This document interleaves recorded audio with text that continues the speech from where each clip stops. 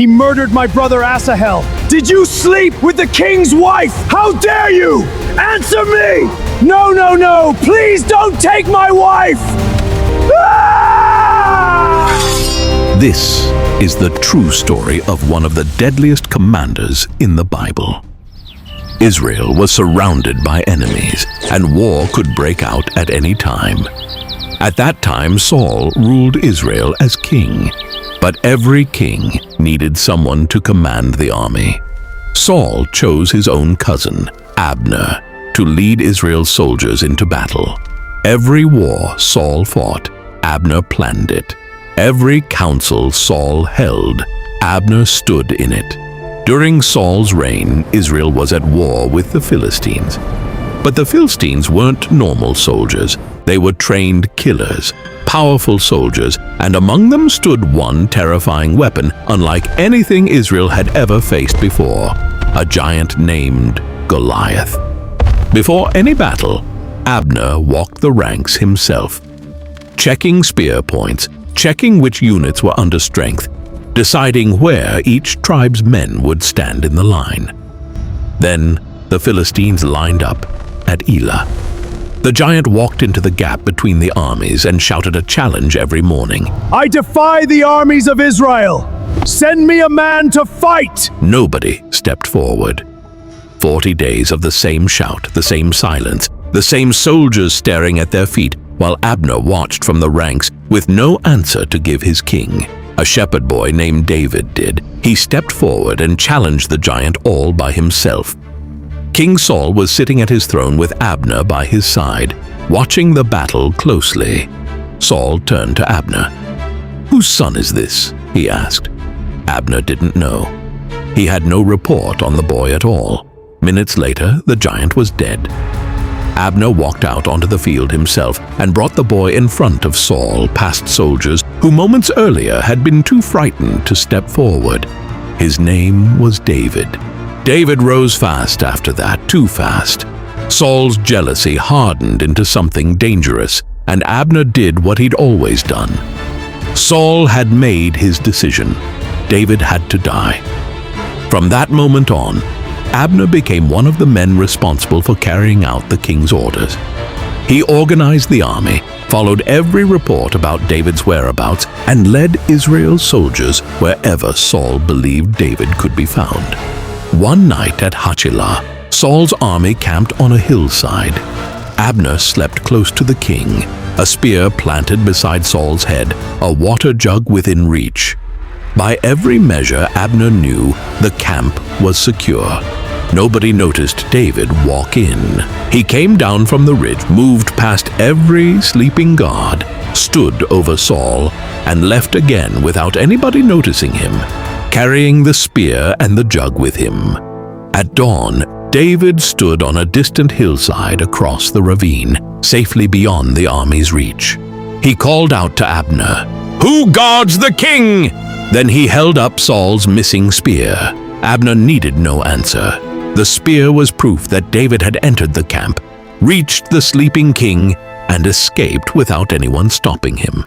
Before Saul's men could reach him, David turned and disappeared into the wilderness. Abner kept commanding anyway. Saul kept chasing David anyway. Nothing changed. Not long afterward, the Philistines gathered one of the largest armies Israel had ever faced. They marched toward Mount Gilboa, forcing Saul to gather his own army and prepare for battle once again. The lines broke. The battle at Mount Gilboa quickly turned against Israel. Abner rode across the battlefield, shouting orders as he tried to keep the army together. But the Philistines kept pushing forward. Then, the enemy archers found King Saul. Abner fought his way back toward the king, but the fighting had already reached the royal family. Saul's sons fell one after another, including Jonathan. Saul was badly wounded. As the Philistines closed in, Saul knew he would soon be captured. He asked his armor-bearer to kill him, but the man refused. Rather than fall alive into enemy hands, Saul threw himself onto his own sword. By the time Abner reached the king, it was already too late. King Saul was dead. As the battle was lost, the surviving Israelite soldiers fled into the darkness. Small groups ran toward the Jordan River, hoping to escape the Philistines. Their army had fallen apart. There were no battle lines anymore, only frightened men trying to stay alive. Abner didn't wait to see the body. He pulled his surviving men off the mountain. He crossed the Jordan before the Philistines could close the net. He reached Mahanaim, far enough east of the Jordan that no Philistine patrol would find it before winter. With Saul dead, Israel had no king. The kingdom was leaderless, and someone had to take the throne. Abner turned to Ish-bosheth, Saul's last surviving son, who had been kept far from the fighting. Abner brought him in. He didn't call an assembly. He didn't wait for the tribes to vote on it. He set the crown on Ish-bosheth's head himself in front of the officers who still answered to him. The soldiers followed because Abner told them to follow. Ish-bosheth became king, but he was not a strong ruler. Whenever an important decision had to be made, people looked to Abner instead. He commanded the army, defended the kingdom, and became the most powerful man in Israel after the king himself. Before we continue, these videos takes hours and hours to make. Please like and subscribe and comment which country you are watching this from. Also, at the end of the video, I'll uncover a hidden part of this story that many have missed. That coronation split the nation in two. Judah had already crowned someone else in Hebron, David, the same shepherd Abner had once walked out to meet on a battlefield. Abner crowned Saul's son Ish-bosheth over the rest of the tribes. From that moment, Israel was divided between two rival kings. 2 kings, 1 kingdom. When Abner heard that Judah had crowned David king, he knew Israel now had 2 rival kings. He gathered Ish-bosheth's army and prepared for war. Word spread through both camps that war was coming. Villages near the border doubled their watchmen. Raiding parties crossed at night, burned granaries, drove off cattle before sunrise. Every marketplace carried rumors about which commander was moving where. Abner moved first. He marched his men to the pool of Gibeon. Joab, David's commander, met him there with a column of his own. Neither side attacked, neither side backed off. Men on both banks gripped their weapons and waited for one commander to give the first order. Abner spoke first. "Let the young men fight before us," he said. 12 on each side. Joab agreed. 24 soldiers stepped into the open ground. Each one grabbed his opponent by the head. Each one drove a blade into the other's side. All 24 dropped together in the same patch of dirt. Soldiers on both banks went silent, staring at the pile of bodies. The contest solved nothing. The real battle started right after it. Abner's men broke first. They ran. Joab's men chased across the open fields behind them. One runner outpaced everyone, Asahel, Joab's younger brother, fast as a wild deer across open ground. He scanned the fleeing line, picked one target, and locked onto it. Abner. Abner looked back over his shoulder. He recognized him instantly. "Turn aside!" he shouted. "Take someone else's armor! Leave me!" Asahel kept coming, closing the gap with every stride. Ignoring the warning, Abner shouted again, louder this time. "Stop, or I will kill you! And if I kill you, I can never face your brother again." Asahel didn't stop. He had a straight shot at Israel's commander, and he wasn't giving it up. Abner made the call. He planted his spear butt into the ground and let momentum finish it. Asahel ran straight onto the point. It went through him. He dropped where he stood, still holding his sword. Every soldier who reached the body afterward stopped running and stared down at it before continuing the chase and looked at the dead body of Asahel. Joab and Abishai didn't stop. They kept chasing Abner across the fields as the light dropped, past burned-out huts. Abner led the surviving soldiers to the top of a nearby hill. They stopped there, turned to face their enemies, and stood together with their swords drawn as Joab and his men climbed toward them. Abner stepped forward and called down one last time. Must the sword keep destroying our people forever? Look how bitter the next day will become. We are chasing our own brothers. Joab waited for a moment. Then he raised a trumpet and blew it. The chase ended. Both sides turned home carrying their dead. Joab carried something else back with him too, a name to settle later. His men buried Asahel that same night in his father's tomb in Bethlehem. And Joab walked the whole distance behind the body without saying a word to anyone. That night, both armies camped not far from each other. Years passed. No one knew if the fighting would begin again the next morning. Raid answered raid along the border. Then the raids stopped for a season and started again. The war did not end after that first battle. Month after month, Abner led Ish-bosheth's army into battle. But while the war continued, something slowly began to change. David's kingdom grew stronger with every passing year, while Ish-bosheth's kingdom slowly grew weaker. Then he made a move that changed everything. He took Rizpah, one of Saul's former concubines, for himself. In that world, that wasn't romance. That was a claim on the throne itself. Ish-bosheth heard about it. He confronted Abner directly. "Why did you sleep with my father's concubine?" the young king asked. Abner was furious. "After everything I've done to keep you on this throne," he said, "you're accusing me because of one woman?" Ish-bosheth said nothing back. He couldn't afford to. Abner was the only thing keeping his crown on his head, and both men in that room knew it. The king watched Abner walk out of the hall without another word, and he had no way to call him back. But something in Abner had already snapped. He decided right there he would tear the kingdom away from Saul's house himself and hand it to David. That was the moment Abner made his decision. If Ish-bosheth no longer trusted him, then he would no longer fight for Ish-bosheth's throne. He swore that he would help give the kingdom to David, just as the Lord had promised, which would be his biggest mistake that eventually would lead to his own death. Not long afterward, Abner sent messengers to David in Hebron. They carried a simple offer: "Make a covenant with me, and I bring all of Israel to your side." David's answer came back with one condition attached: "Bring Michal, Saul's daughter, David's first wife, back to me first." No agreement without her. Abner accepted.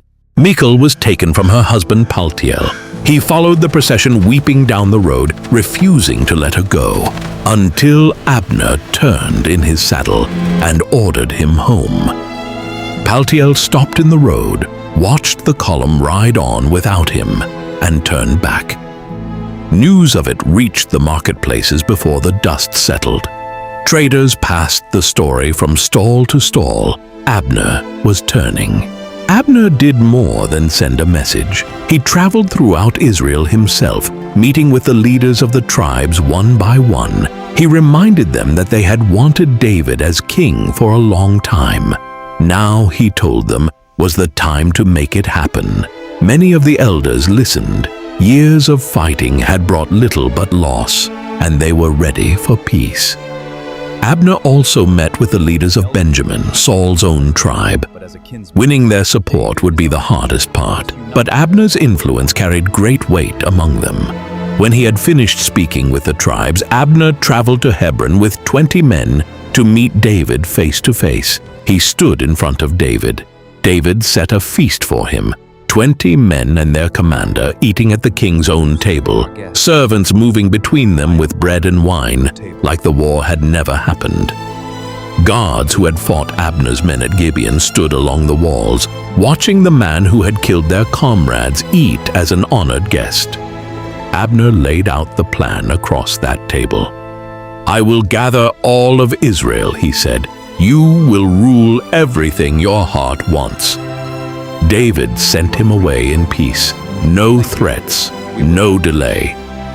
He walked Abner to the gate himself and watched the column ride north before turning back inside. The city was still buzzing about it when a second column rode through the gate. Joab, back from a raid he'd been leading elsewhere. Joab learned what happened while he was gone. He went straight to David, furious. He still hadn't forgotten that Abner had killed his little brother Asahel. "Abner came to spy on you," he said. "He came to deceive you." David gave him no answer that satisfied him. Joab left the king's tent and walked the length of the camp alone. By the time he stopped walking, he'd already decided. So Joab acted on his own. He sent riders after Abner. They rode hard and caught him at the well of Sirah, still within sight of Hebron's walls, Abner's column already slowing to make camp for the night.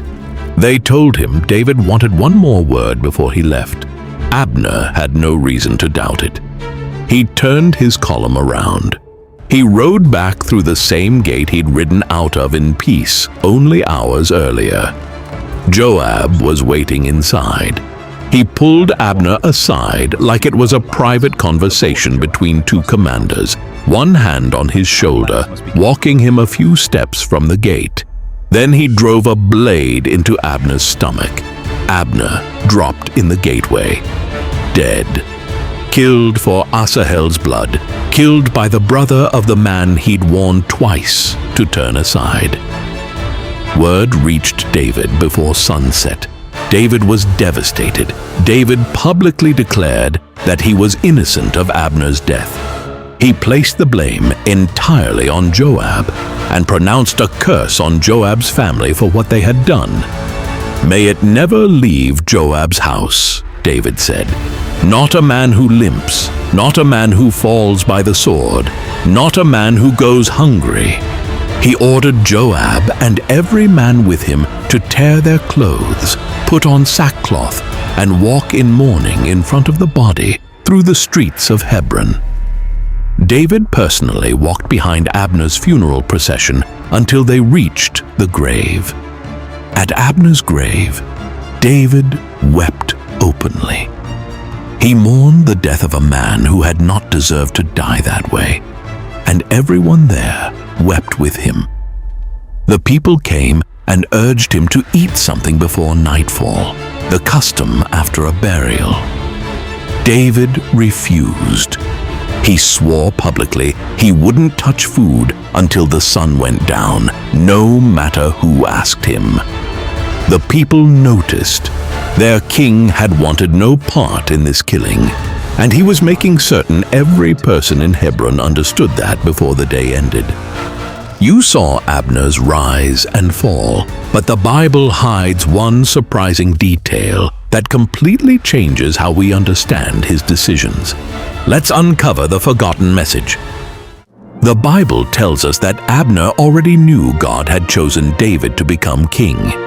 Yet, he kept fighting for Saul's family instead. It wasn't until Ish-bosheth accused him that Abner finally decided to support David. How often do we do the same thing? Sometimes we know the right decision, but we keep putting it off. We know we should forgive someone, but we wait. We know we should spend more time with God, but we say, "I'll start tomorrow." We know we should stop a certain sin, but we keep making excuses. Abner reminds us that delayed obedience can cost us. By resisting God's plan, he walked a path that eventually led to his own death. One thing many people miss about Abner is that he wasn't an evil man. He was a loyal man. He spent years serving King Saul and protecting Saul's family. Loyalty is usually a good thing, but sometimes even a good thing can become the wrong thing if it keeps us from following God's plan. Another lesson comes from his pride. When Ish-bosheth questioned him, Abner became furious. Instead of calmly answering, he let his anger make the decision for him. Have you ever said something you later regretted because you were angry? Most of us have. One emotional decision can change the direction of our lives. Abner also teaches us that our actions affect other people. Because he continued fighting against David, the civil war lasted for years. Thousands of Israelites died fighting fellow Israelites. Imagine how different things might have been if Abner had followed God's plan sooner. But there is hope in his story. When Abner finally decided to support David, he did everything he could to unite the nation. Even though he died before seeing Israel become one kingdom, God still used his work. David's reaction is another lesson. Even though Abner had been his enemy for years, David didn't celebrate his death. He cried for him. He honored him. He called him a great commander. That reminds us not to rejoice when our enemies fall, but to treat others with mercy and honor. So what can we learn from Abner? Don't wait to do what you know is right. Don't let pride make your decisions. Stay loyal, but be loyal to God before anyone else. And remember that even small acts of obedience today can have an impact that lasts far beyond your own lifetime. Those are the lessons Abner's life leaves behind. Perhaps the greatest lesson we can learn from Abner is this: don't wait until life forces you to change. Abner knew that God had chosen David to be Israel's next king, yet he continued supporting Saul's house for years. It wasn't until his relationship with Ish-bosheth fell apart that he finally decided to stand with God's plan. We know what God is asking of us, but we keep saying, "I'll do it later." We wait for a better time, for the right opportunity, or for life to become easier. Sometimes it takes a broken relationship, a painful failure, a financial struggle, or a personal crisis before we finally turn back to God. But why wait until everything falls apart? God doesn't want us to follow Him only when we have no other choice. He wants willing hearts that trust Him before the storm comes. Abner eventually made the right decision, but by then years of war had already passed. Countless lives had been lost, and he never lived to see the united kingdom he helped make possible. His story reminds us that delaying obedience can leave us with regrets that obedience today could have prevented. If there is something God has been placing on your heart, whether it's forgiving someone, letting go of a sinful habit, spending more time with Him, or simply taking the next step of faith, don't keep putting it off. Tomorrow is never guaranteed. Learn from Abner's story. Don't wait until circumstances force you to change. Choose to trust God today, because His plans are always better than our own, and obedience is always easier before the consequences of delay begin to unfold.